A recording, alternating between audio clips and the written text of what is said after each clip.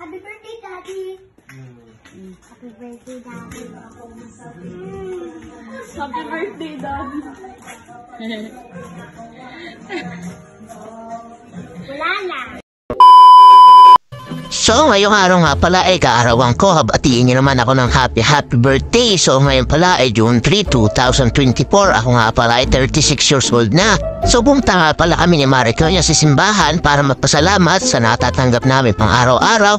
And syempre, at nakaligtas ako nakarang aksidente. Buti na lang, hindi grabe ang nangyari sa akin at ganun lang, kaya nagpapasalamat ako sa Panginoon at tininyatan ako at di ako pinabayaan. And syempre, nagpapasalamat din ako at may mga natatanggap pa rin po kami ng mga grasya o mga minag-aabos sa amin kahit wala akong trabaho. Marami po salamat sa lahat po na tumulong sa akin. Kala nanay, kala dade, kala ate, kala tita, kala lola at sa mga lahat pa po na tumulong sa akin. Nagbigay po ng aming panggastos habang ako ay nagpapagaling. So eto, punta nga kami sa may bangad, sa may simbahan para magpasalamat. Kasama ko nga pala dyan si Marico nyo at eto papunta na kami sa laot para magpasalamat.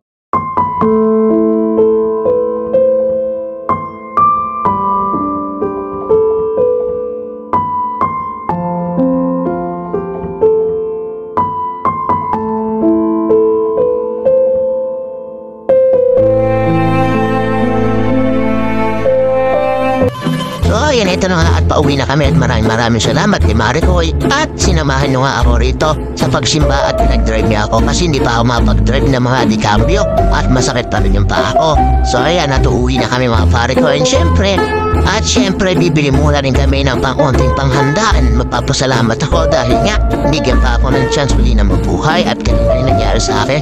Yun lang, and maraming salamat sa buong pamilya ko na tumulong sa akin at hindi ako pinabayaan hanggang may papagaling ako. At dito ko na lang tatapusin yung video ko. Maraming salamat and happy birthday sa akin. Thank you sa inyo lahat. Bye-bye!